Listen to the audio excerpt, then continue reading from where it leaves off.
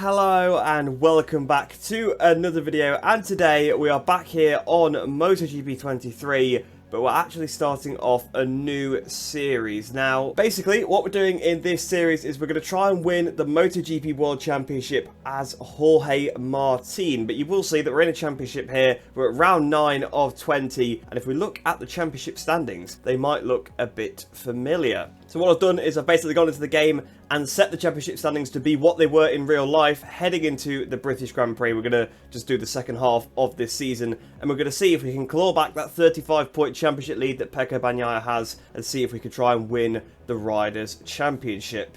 Now, it's not actually just the riders that we have changed. You can see the Teams Championship, it is the same as well. Obviously, Pramac are currently leading the Teams Championship, so that's another objective, is for us to try and win the Teams Championship. But of course, we've got to rely on Zarco for that one as well. And the Constructors is also the same as it is in real life. But I think Ducati are going to win that one pretty convincingly regardless. Even if I fail both of the other objectives, I think it's going to be a Ducati rider winning based on the fact that top 3 in the championship are all on Ducatis. So that's basically the premise of the series. There is going to be an episode every single time there is a real life race event, but because I've had to set this all up, I'm a little bit behind, because like obviously I'm doing the British Grand Prix, and that was actually last weekend. I wanted this video to come out probably like Monday, Tuesday, but it's just taken a bit longer to get it all set up than I would have liked. So without any further ado, let's get into the first round as Jorge Martin here, but it is the 9th round of the championship. So qualifying was a pretty successful affair for us here at the British Grand Prix. We went through Q1 without any difficulties whatsoever, topping that session, which of course put us through into qualifying 2, where we managed to put it 4th place on the grid with a 1 minute 58.1, just over 1.5 tenths behind the pole position sitter Marco Bezzecchi. So a pretty good position for us there on the grid. So next up, we've got the first of 2 races of the weekend, of course, the MotoGP Sprint.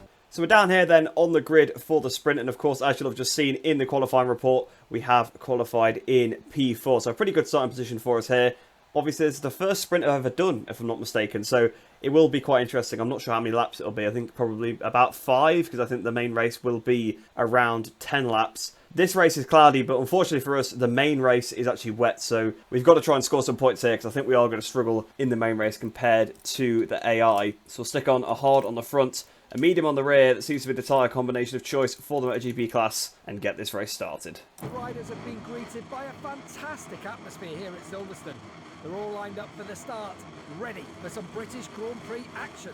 So there we go, then we've got Bezzecchi on pole. He could help us out here, he could take some points off of Bagnaia, although of course he is only 1 point behind us himself in the championship. But the lights are on there, waiting for them to go here for this British sprint. Lights out and away we go. But a pretty good launch off the line actually. So we go down towards the first corner. We're actually going to get the whole shot, because none of the AI have used the ride-out device. Because of the first corner the way it is, the game doesn't put it on for you automatically. But I've engaged it because I know that you can disengage it before turn 1. And there we go, up into the lead of the British sprint. Pretty realistic. Martin, a bit of a sprint expert, probably where most of his points have been scored. Although, to be fair, there's not that many points up for grabs. Bezzecchi goes back up the inside. So at the minute, this will definitely affect the championship. But what we need really is a few riders to it ourselves and Bagnaia, because like I said, there's not that many points up for grabs on the sprint. Bagnaia is trying to come through there between myself and Quartararo, who's doing one hell of a job there to be up in P4 on that Yamaha, but we're a bit wide through Brooklands. That will definitely leave us vulnerable. Bagnaia's through. Quartararo tries to go around the outside, but can we try and get back up the inside of Bagnaia through Luffield on the edge of the tyre? Struggling quite a lot. We're on the power now. Can we try and flow through Woodcut? Definitely not. You see the AI have a big advantage through this section. The bike is absolutely awful on the edge of the tyres. I've got a bit of a strange electronics mapping on compared to what I normally use. If you look in the bottom right, I've got actually the traction control is 1 setting too low. There we go. Too high, sorry. So we now put it down to 2. But I've turned the traction control down and the anti-wheelie just to try and get some more drive through some of these corners. We made a big mistake once again through the S section there, but currently still in P3, so not too bad. Quartararo really hassling us, actually hitting us at the back a couple of times there. He's trying to go around the outside, and Maverick now getting involved as well. We've got the ride-out device still on, actually. I didn't disengage it well enough through the section, so I think that's why we struggled. I used it coming out of Cops and down towards sort of Maggots and Beckett's. I thought I'd brake hard enough to disengage it, but I actually didn't. So that's a slight mistake on my part there. Inexperience with the ride-out device, I guess you could say. And around the outside goes Oliveira, but we get back in front of Oliveira then. So back up into P6, but that was a pretty rough section. A section where I should be gaining time on the AI, not losing it. Up the inside we go Marini. I released the brake there to pass him, and to be honest, it kind of worked. He got back around the outside. I thought he was going to cut straight back up the inside of us, but he actually didn't. Oliveira now bashes out the way through Club. That allows Marquez through as well. Jack Miller's passed us as well, so we're down to 9th place. So we're literally on the podium a second ago. We're almost out of the points. Obviously, at the top 9 score in the sprint.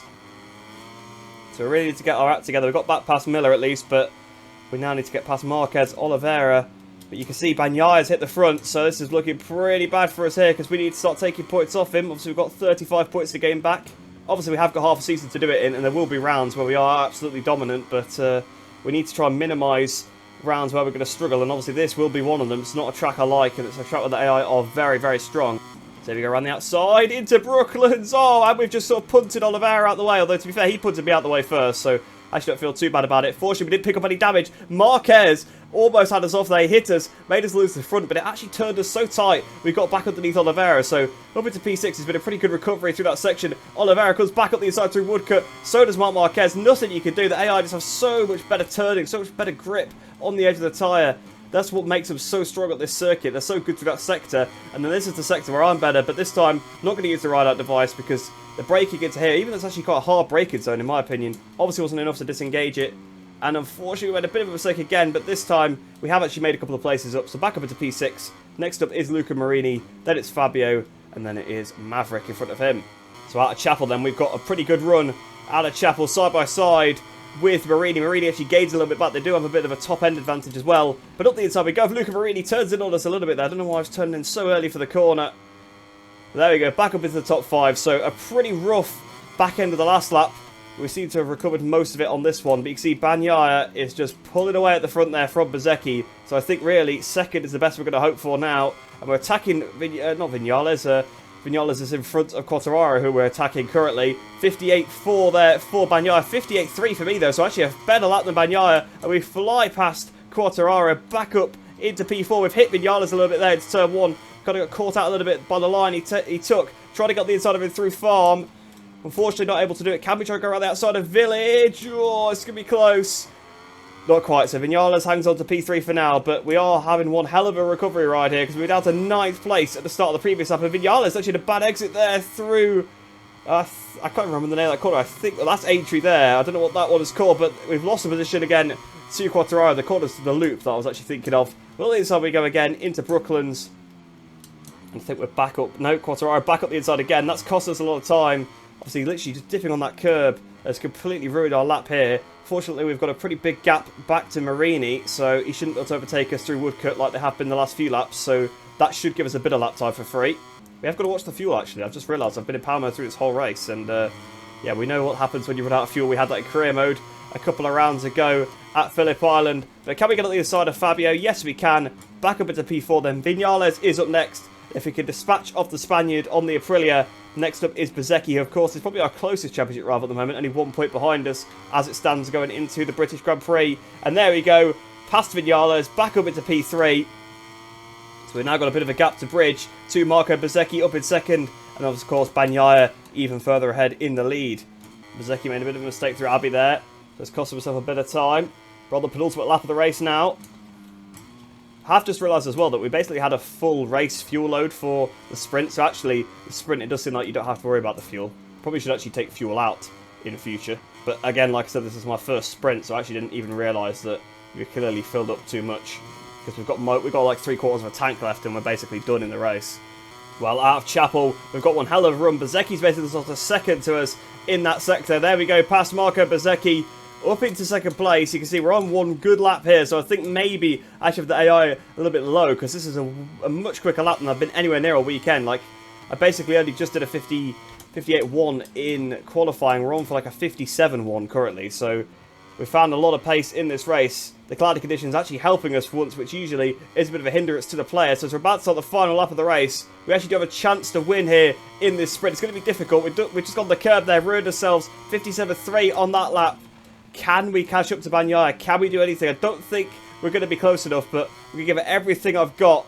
So unfortunately, it's not going to be enough here as we go into Vale, closing up to Bagnaia as much as possible. Our lap hasn't been as good, although we actually gained quite a bit back in that last sector. So Pecco Bagnaia is going to win the British sprint here, but we're going to come out in second, an important second place for Martin's championship. So yeah, look at the fastest laps. We did have the fastest lap by some margin. Now the AI are actually quite a bit slower than they were in qualifying, surprisingly enough, whereas I was actually quite a lot faster, so there is a little bit of a kind of false impression there. I think maybe I had the AI set a bit too low, but when I had them on a higher setting, I just couldn't compete. I wasn't quick enough, so I had to turn them down, but it seems like I found that pace, and I think I probably would be able to be around them on that level now, so we've probably got it about right going into the wet conditions, because of course you always need them to be a bit lower. But there you go, second place in the sprint from fourth place on the grid. A very good race. But without any further ado, let's get straight into the main race of the weekend, where the big points are up for grabs, and see what we can do in the wet conditions. So down here for the main race, and you can see we've got some typical British weather. It is absolutely chucking it down, so it's going to be very, very difficult for us to maintain any position, because we saw in that previous race how much of an advantage the AI had on the edge grip, and that's just going to be multiplied in these conditions. So it's going to be very, very difficult for us to even try and maintain fourth, let alone move forward in this one. But after a good sprint, we can afford to have a slightly worse finish, because I was kind of worried going into this round that we would basically finish right at the back in both and make the points gap increase exponentially, and we'd really, really struggle. But with only losing 2 points in the sprint, if we lose a few more points here, it's not the end of the world, although ideally we do need to be taking points out of Bagnaia in every single round. So without any further ado then, what can we do here in this wet race? It's going to be tricky, but maybe we can make something happen. The riders have been greeted by a fantastic atmosphere here at Silverstone. They're all lined up for the start, ready for some British Grand Prix action. So then, of course, we've got the same grid as we did for the sprint race. So I wonder if Vinales will to play a bit more of a role in the impact of this race. But here we are, then the lights are on, waiting for them to get here for this British Grand Prix. Lights out and away we go. And what a terrible start it's been there. Massive wheel spin off the line. We're already down into, I don't know what position we're in, but there's a lot of frame drops as well. The frame rate's just completely tanked with all the spray. We've been knocked off by Alex Rins at the first corner, I believe that was, on the outside. So what a terrible start it has been to this race. Down already. Digi Antonio's now gone down as well, so that's at least one position that we should gain back. But what a disaster. What a disaster. We had a really good sprint race there. Not sure why the fuel meter showed as red when it's actually not, because we're like plus 0.06, but either way, seems to be a bit of a graphical glitch there. But we're down in 21st place then. Nakagami 4 seconds up the road. The rear is sliding out from underneath us as well as we try to exit the loop there. But that's it, our race completely over. Vinales actually leads the race, so I was kind of right. I had a bit of a feeling about Vinales. Well, I wondered whether he'd actually be a bit closer to the front than he was in the sprint. He struggled a bit in the sprint. I think I kind of mugged him off the line a little bit. The bike is terrible going into Luffield there. We're being caught up by Digi Antonio behind, so even though we're down and out, there's maybe a chance of gaining something back with quite a long race here. 10 laps, which is just amazing. I'm really looking forward to 10 laps of the raid at Silverstone, but we're losing time to Digi Antonio as well. Now, we are massively under the fuel, so we are probably in a bit of trouble. The bike is horrendous through these corners. I need to turn the fuel mix down, of course, but we are going to struggle. This is going to be a struggle because the bike is moving so much off throttle, and we're going to go straight on here to turn 11. We couldn't get it stopped the way that we were earlier on. Going to try and not gain too much time when I rejoin the circuit because I don't want a long lap penalty. We come back on the circuit. Fortunately, we haven't, but we have lost a position to Fabio Di Gianantonio. So a terrible way to start the race. Can we get him? Yes, we can. So we're back up into P21, but 9 seconds off of Pecco Bagnaia already. Oh, Digi just rammed us out of the way through farm. So back down to last place once again. So that just puts into perspective the lack of pace that we have in these conditions. Fighting at the front miles quicker than the AI really in the sprint, but in the wet you just have nothing. There's no grit. The bike will not go at all. No, I've got the traction control down a little bit, but even on the maximum traction control it's no better, so I just thought I may as well try and maximise the drive out the corners to at least make some lap time back up. They often say in real life that rain is a leveler, but in milestone games it is the exact opposite. It is very, very unfair. I mean, you can see just how much more grip they've got through the corners. It's like they're on rails compared to my bike. And they can just carry so much corner speed. And I can't gain it all back on the brakes like we normally would because there's no grip in the corner if you arrive faster. And you obviously just can't brake as late in the wet either. So, yeah, it just nullifies my advantage and makes their advantage even bigger. So 2:10.3 for Bagnaia. What am I going to do as we come up towards the line? A 2:12.7, so wow, 2.4 seconds off of Bagnaia's pace. Obviously, we did have the contact with Digi Antonio, but even still, that obviously didn't cost us that much time. Like, my pace is certainly improving a lot. Like, we just did a 2:11.3, so we're only a second off of the fastest lap now, but which obviously is a lot better because we're 2.4 currently, and we're actually under by a decent amount. So it seems like my pace is actually picking up throughout this race, but of course, it was ruined at the first corner and we got knocked off, you see. So somewhat kept with Digi through the section where the AI are that good. We've just completely rounded him out of the way. But to be fair, he hit me out the way earlier on in the race, so maybe I don't feel too bad about that one. But there we go, up into P21 then. So we've finally overtaken Digi Antonio, although in arguably very strange circumstances. Probably slightly over the line. We've saved a lot of fuel, so we're going to use a little bit of parameter on this straight to try and gap him. And the gap is 5 seconds to Augusto Fernandez, so I don't think we're going to bring that one down, but if we can stay in front of Digi, we can at least monitor the gap. Digi comes back underneath us. Are we going to get him back through Aintree, though? I think we are. So we're having a pretty good battle here for 21st place, but in contact again with Digi. We should be able to get him down towards Brooklands, to be fair. In fact, we're going to drive him before we even get there, because the gap has gone up massively. It was 5 seconds, it's now nearly 7. So we're losing hand over fist to the group in front. I thought we were actually catching them at one point when I was behind Digi. Maybe we were at that point, but we're definitely not now. So tries to hang it around the outside through Luffield. I'm going to put the power down. He's going to come back up the side through Woodcut, though. Yes, he is. Very dangerous corner to make a pass. But down towards Cops, another one where you probably don't want to be making a really aggressive pass. And we're past Digi. He's trying to hang it around the outside, but we've got the inside, the advantage. We're running a bit wide, though. We're going to run out of road at the edge of the curb. And Digi comes back through. The curbs are like sheet ice in this condition. And unfortunately, we lost all our drive and weren't even in a position to pass him into this section here. So we're going to have to sit behind him once again. There we go, out of Chapel. Bit of bashing again with Digi Antonio. If it was career mode, we'd definitely be getting a message on social media from Digi afterwards with our conduct. That's for sure. I know he hit me once, but I've definitely hit him back more than enough to make up for that now, I would say. I feel like the problem with the AI in this as well, once they get far enough in front of you, they don't really lap the same. Like, they ride differently when they're further ahead of you than when you're close to them. So we can, like, catch and pass Digi, for example. We can do similar lap times to him, but the other guys that are in front are going quicker because they're further ahead, and I think they might be simulating more of their lap. Like, obviously they are physically there on the circuit, it's not the exact simulated times, but I feel like maybe their physics aren't simulated quite the same. And the further ahead, I always get that impression anyway. Digi's up the inside of us through Luffield, so Digi again retakes the position. We are having one hell of a scrap here.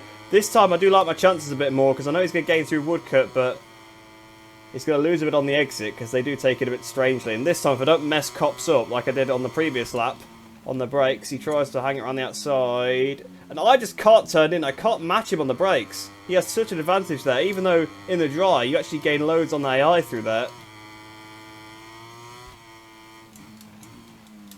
And here we go, the inside of Digi Antonio. Oh, the cleanest pass we've pulled on them yet. Probably the most aggressive, though, as well.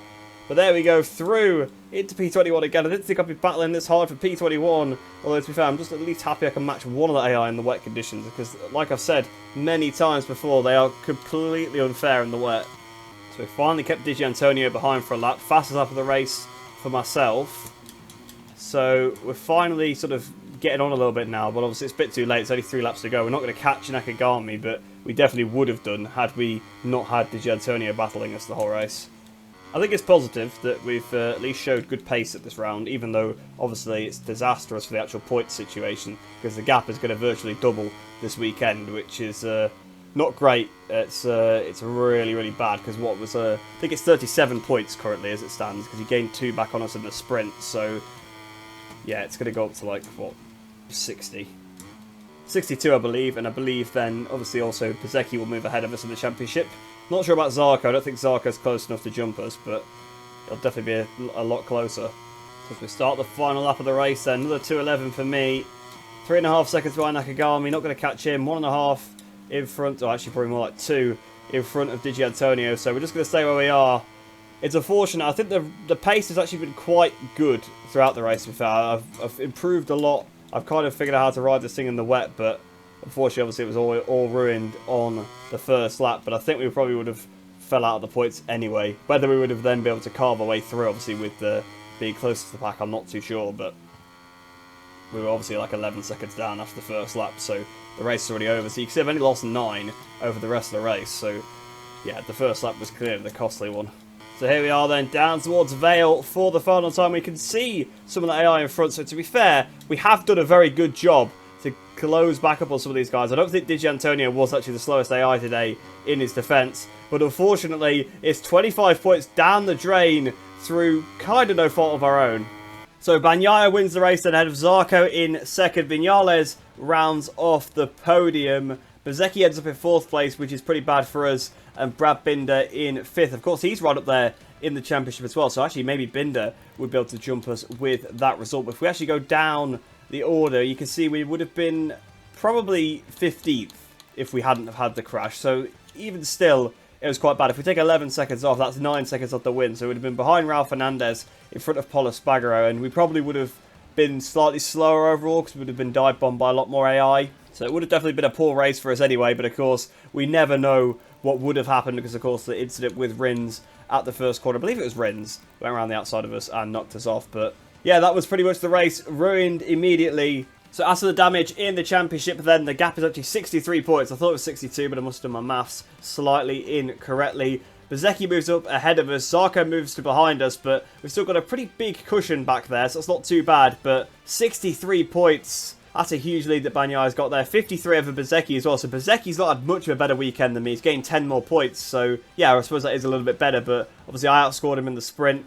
He didn't do amazingly in the race as well. I mean, he did fourth, so that's pretty good. But yeah, Bagnaia just pulls away further in this championship. So a bit of a disaster for us, really.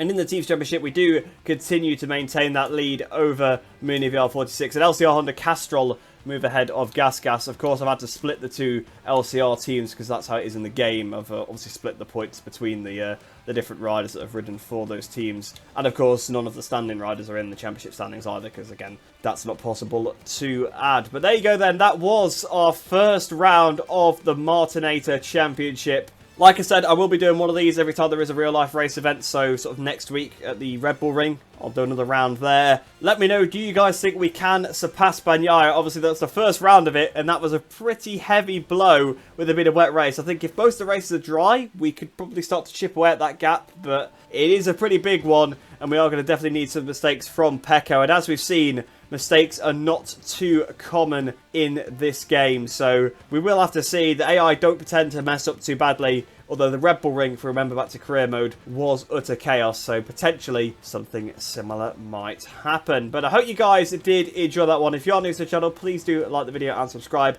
Really helps me out, and you get some more MotoGP 23 game content in your subscription feed, so it is a win-win for both of us. I hope you enjoy the rest of your day. I hope you're all staying safe, and I shall see you in the next one.